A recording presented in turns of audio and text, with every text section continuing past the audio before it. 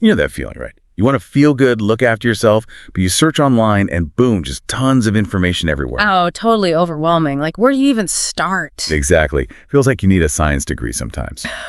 So for this deep dive, we thought we'd cut through some of that noise. Yeah, we found this really interesting piece. It's a blog article that talks about something quite, well, timeless. Which the power of herbs. You know, for health, for beauty, the stuff that's been used for ages. Right, like going back to basics almost. Yeah. Less about fleeting trends, more about long-lasting wellness. Precisely. It's a good reminder that nature has a lot to offer. Things our grandparents probably just knew, you know. Okay, so our mission today then is what? To sort of unpack this. Yeah, basically. We want to pull out the really key stuff from this article, why herbs are good for beauty, how you can actually use them. Without getting bogged down in, like, overly complicated science or feeling overwhelmed. Exactly. We want the practical takeaways. Natural healing, skin friendliness, sustainability, the whole body thing. Got it. Let's do it. So, first big question. Yeah. Why herbs? I mean, you walk into any store, there are aisles of high-tech creams and potions.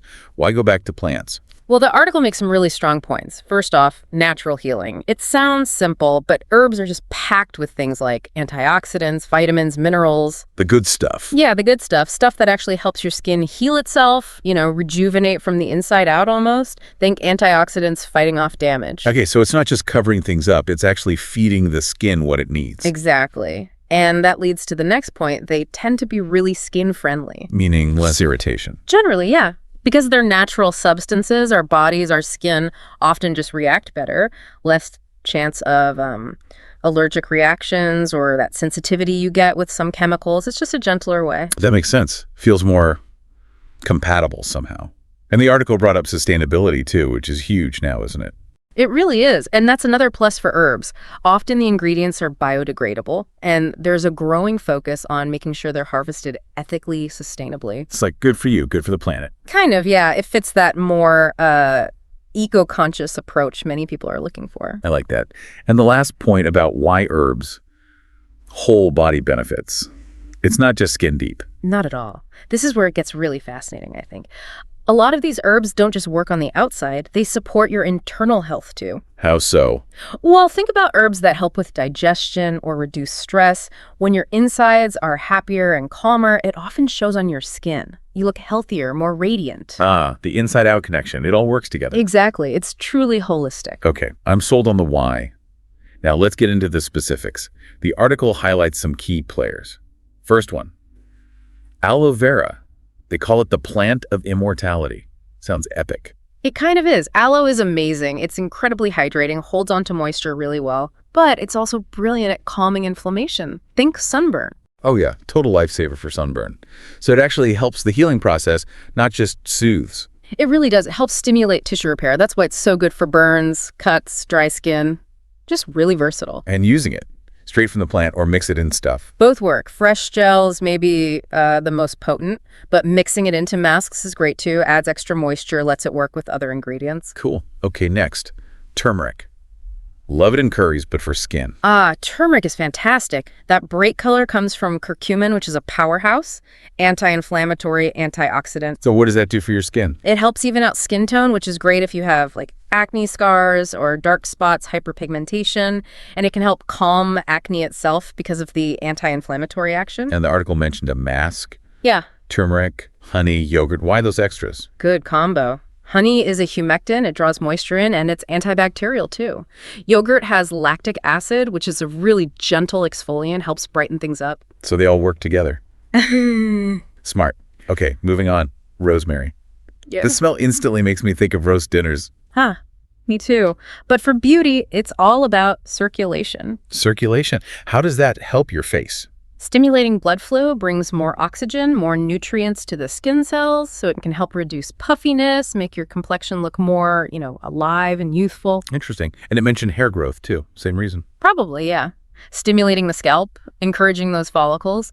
So the article suggests maybe brewing it as a facial toner. Like a rosemary tea for your face? Kind of.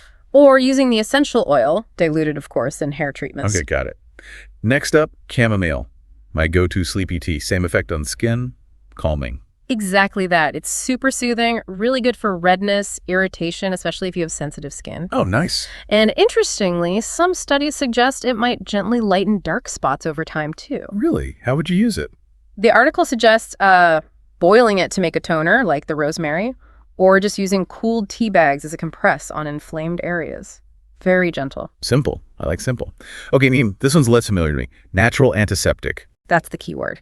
Neem is strongly antibacterial and antifungal. So, think acne fighter. Right, it tackles the bacteria causing breakouts. Exactly. And helps control excess oil, cleanses the pores. It's quite potent stuff for problem skin. And the use? Just powder and water for a face pack. Seems so. A straightforward paste. Targeted action. Makes sense. Okay, lavender. Ah, the relaxing one. Definitely. That scent alone. But it's also anti-inflammatory and calming for the skin itself. So it's good for winding down at night? Perfect for a nighttime routine, yeah. Yeah. Both for the skin benefits and the aromatherapy, helping you relax, sleep better, which we know is great for skin renewal. And you can put the oil in moisturizer. Or steam with it. Yeah, blending a drop or two into your cream or adding it to a facial steam. That Yeah. steam sounds lovely, actually. Opens the pores, lets the goodness in, calms the mind. Okay, green tea. We hear so much about drinking it. What about on the skin? Antioxidant central. It's packed with catechins that fight free radical damage, which means And helps fight those signs of aging, especially around the eyes. Plus, it reduces inflammation and might even offer a little bit of UV protection, though definitely not a sunscreen replacement. right, of course. So the cooled tea bags for under eyes that tackles puffiness and dark circles. Exactly. The antioxidants, anti-inflammatory stuff, plus a bit of caffeine can help shrink blood vessels, reduce that puffiness. Clever. Yeah. And you can add extract to masks too. Last one, calendula. Sounds pretty. What's its superpower? Healing. It's known for promoting skin repair, often without scarring. It's also really soothing and hydrating. So good for sensitive skin, dry skin. Perfect for both. Very gentle, very restorative. Great if your skin barrier is a bit compromised or just needs some TLC. And the tip is using calendula-infused oil. Yeah, adding that oil to your routine seems like a nice, gentle way to get those healing benefits regularly. Wow, okay. That's quite the lineup of herbs. And the article actually gives recipes, DIY stuff. Yeah, which is great. Makes it feel really accessible. Totally. First one, brightening face mask, turmeric, yogurt, honey. We kind of touched on this. Mix it up, slap it on for 15 minutes, rinse, easy. Classic combo. Brightens, gently exfoliates, hydrates. A really nice pick-me-up for your skin. Then hydrating toner, cooled chamomile tea, bit of aloe vera gel in a spray bottle.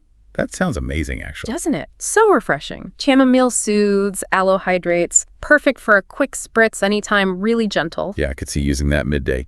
And the last one, acne-fighting face pack, neem powder, rose water. Mix, apply to spots for 10-15 minutes, wash off. Super targeted. Neem gets to work on the bacteria, and rose water is nice and gentle, adds a bit of soothing hydration itself. It's quite empowering, isn't it, knowing you can mix these things up yourself? Definitely. You don't always need fancy packaging. Right. Now, the article also talks about weaving herbs into daily life beyond just face masks, like baths. Oh, yeah. Adding herbal extracts or a few drops of essential oil, lavender for calm, maybe rosemary for invigorating can really elevate your bath. Good for skin all over and relaxing too. Sounds blissful. And just drinking herbal teas, that counts. Absolutely. It's that inside-out thing again. Sipping chamomile or green tea supports your overall wellness, reduces stress, gives you antioxidants, and happy insides often mean happy skin. It really is all connected. Finally, floral essential oils. Using them in massage oils or serums. Yeah, a few drops go a long way.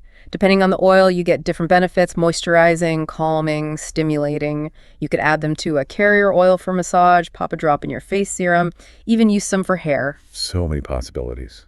Okay, wrapping this up then, this deep dive into the article, it really paints a clear picture, doesn't it? It really does. The main takeaway for me is just how effective and, well, natural and sustainable herbs can be for looking after ourselves. Yeah, it's more than just, surface beauty. It feels like you're tapping into something deeper, something that supports your whole system. Exactly. Holistic health. Which leads to maybe a final thought for everyone listening. Go on. Well, think about it. We're surrounded by synthetic products, quick fixes. Yeah. What if you consistently, intentionally brought more of nature's pharmacy, these herbs, into your routine? How might that actually shift your whole approach to self-care, your long-term health, your relationship with beauty? It's definitely something to ponder, isn't it?